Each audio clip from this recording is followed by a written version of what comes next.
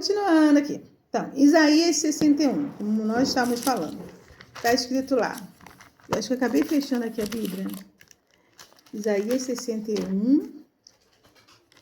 Aqui é ao vivo e a cores, né? Se sair alguma coisa errada, a gente não faz corte, a gente não volta, né? Tá aí. A mensagem, conforme ela vem vindo, a gente vai passando. Tá assim, Isaías 61. O Espírito, né? O Ruach HaKadosh, né? De Yahweh, que a palavra Senhor aqui é o nome dele, né? Senhor não é nome, aqui tem um nome dele aqui. De Yahweh, o Lurim, que significa, que a palavra Deus, né? O Lurim, quer dizer governador, autoridade, poderoso, né? Tem esse significado. Tanto que a palavra Ulurim aqui está traduzida para Deus.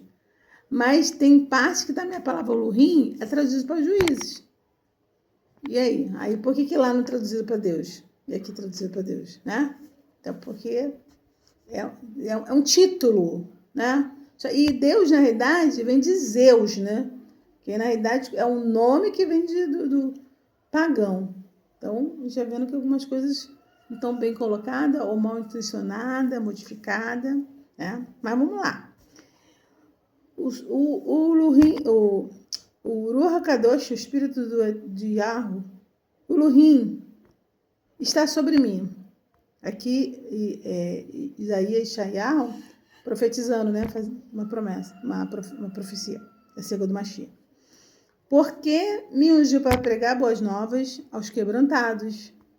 Enviou-me a curar os quebrantados de coração, a proclamar liberdade aos cativos e a pôr em liberdade os algemados, a pregoar o ano aceitável do Senhor e o dia da vingança do nosso Urim, a consolar todos os que choram e pôr sobre os que estão em Sião de luto uma coroa ao invés de cinza, né? Olhos de alegria em vez de pranto, vestes de louvor ao invés de espírito angustiado, a fim de que se chamem carvalhos de justiça. Isso que era o povo, foi chamado para representar a justiça do Eterno, né?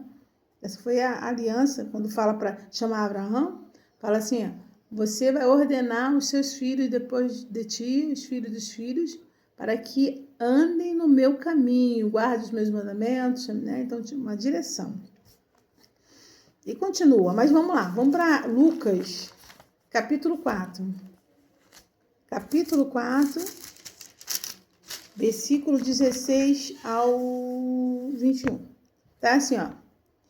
Indo para Nazaré, onde fora criado, entrou num sábado, no Shabat, na sinagoga, segundo seu costume, e levantou-se para ler, né? Sempre era no dia de Shabat, até os apóstolos também se reuniam no dia de Shabat, né? Repartiam o pão no dia de Shabat.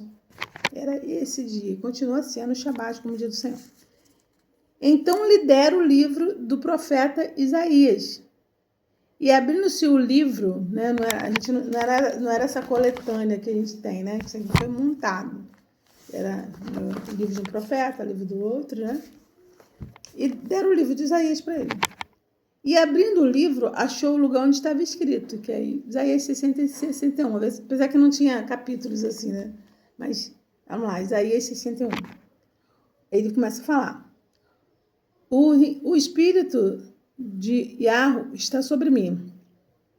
Pelo que me ungiu para evangelizar os pobres, enviou-me a proclamar libertação aos cativos, restauração da vista aos cegos, para pôr em liberdade os oprimidos, e apregoar o ano aceitável do Senhor. Tendo fechado o livro, devolveu ao assistente e sentou-se. E todos na sinagoga também tinham os olhos fitados nele.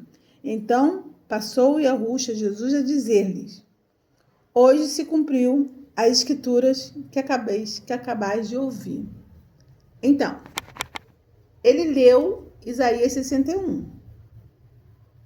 Cadê a outra parte que diz e apregoar o ano aceitável do Senhor, apregoar o ano aceitável do Senhor e o dia da vingança do nosso Eterno? Cadê essa parte? Por que tiraram essa parte lá em Lucas? O que a gente pode entender sobre isto? né? Qual a compreensão que a gente pode ter sobre isso? Por que não foi falado? Aí eu estava pesquisando algumas coisas, encontrei pessoas, alguns estudiosos, tudo, né? Falando que, não, porque aquele momento ele veio só apregoar o ano aceitável do Eterno. O juízo, como é o final, por isso que ele não cita aqui. Mas aí, se fosse isso, então ele não vai falar sobre o juízo final em outras partes. A gente vai encontrar, e depois eu vou gravar os textos, que ele vai falar sobre o juízo final. Vai falar sobre ressuscitar no último dia, vai falar sobre uns irão para tormento eterno, outros para castigo eterno. Ele vai falar sobre isso, Mateus 25 e tantos outros. Então, se aqui é porque ele não veio, não ia acontecer naquele momento o juízo final, esse argumento, né? Do juízo final. E aí, por isso não foi citado, então ele não ia citar. Ele ia falar sobre, acho que é Cafarnaum, ele fala assim, ai de ti, Coraci, depois eu pego também esse texto, se em Sodoma fosse feito os milagres que é feito aqui, eles teriam se convertido. Aí fala assim, haverá mais rigor para vocês do que para eles. E olha que Sodoma foi imoralidade que tem pessoa ser destruída. Está falando sobre o juízo final. E alerta o tempo todo sobre isso. Sobre estarmos preparados, sobre que nós iremos nos apresentar diante dele.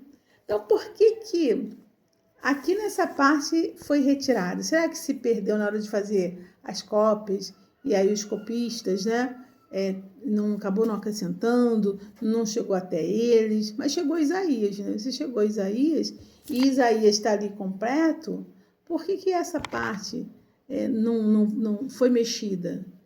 Por que você vê que há um tempo atrás, até se falava muito, como eu falei, falava sobre o inferno, se você não se converter, vai para o inferno. Hoje já o evangelho não quer tratar mais sobre isso. As pregações, eu ficava ouvindo, estava dando do cristianismo, eu falava isso para o meu marido, eu não aguento ver essas pregações, porque não é Bíblia. Pregação que massageia o ego. O evangelho, ele tem conforto nele, é promessa de conforto. Mas antes do conforto vem o confronto, sabe por quê? A gente é inclinado ao pecado, à desobediência, à transgressão à lei do eterno. Então, primeiramente, por isso quando lá diz sobre os rudimentos dos princípios elementares, está falando sobre, primeiramente, arrependimento de obras mortas. E a gente precisa se arrepender. Diz assim, aquele que confessa as suas transgressões e as deixa, alcança a misericórdia. Confessei. Confessa as suas transgressões e as deixa. Se não deixar, não vai alcançar a misericórdia. Não é só o fato, eu confessei e já tô livre. Não, tem que deixar. Vai lembrar de Zaqueu? O que ele fez? Restituiu até o dobro do que ele roubou, ele pegou, né?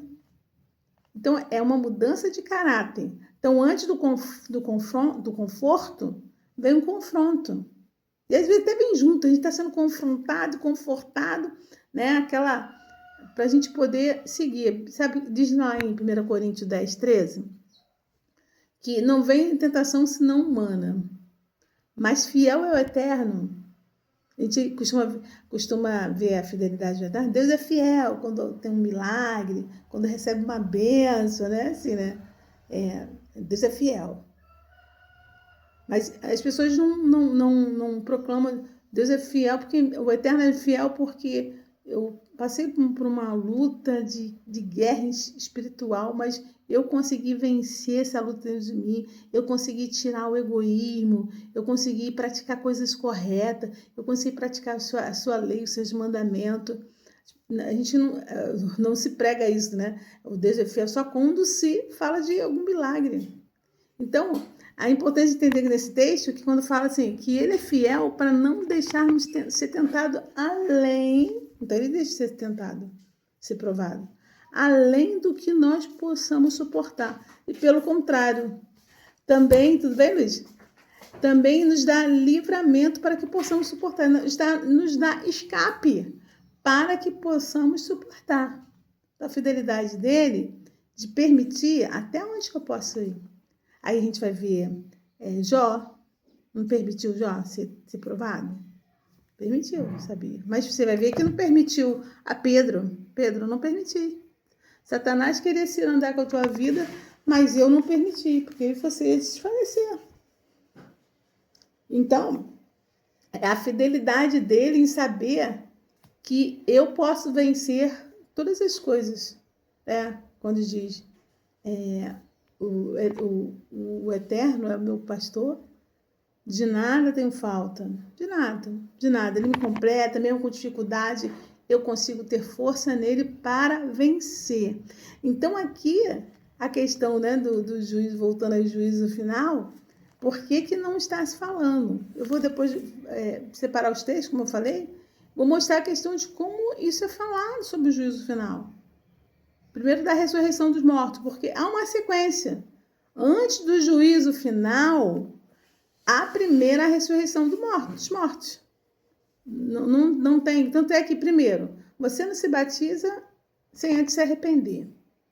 Você não se batiza antes de ter fé. Você não tem fé antes de se arrepender.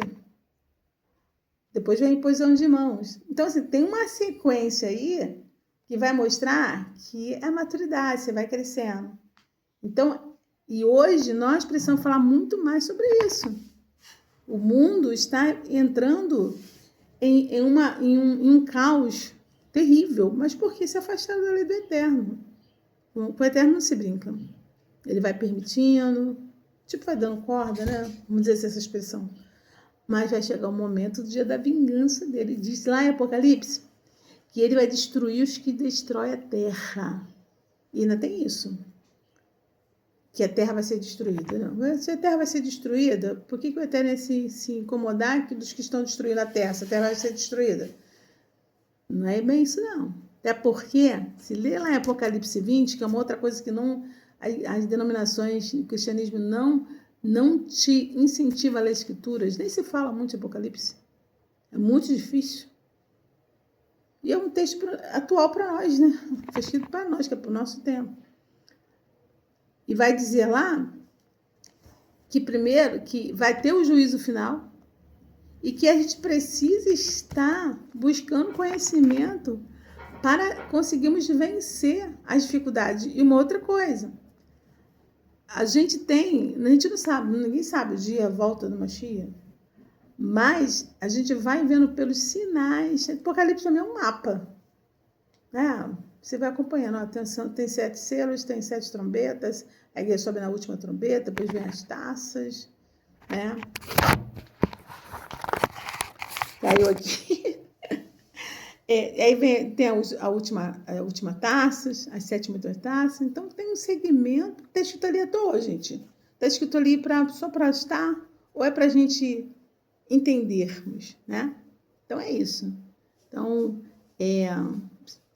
volta a entender o arrependimento de obras mortas, a se colocar, se você já está bem fixado nesses princípios elementares, né? Das escrituras, né? Os 5 batismos, você passou pelos 5 batismos? Acredito que não, que isso era uma coisa que a gente não entendia, mas tem 5 batismos lá. No máximo, você passou pelo batismo das águas e o batismo com o poder do Eterno. Mas os outros não. E tem imposição de mãos, e tem a doutrina da ressurreição dos mortos. Você está bem certo do que isso vai acontecer?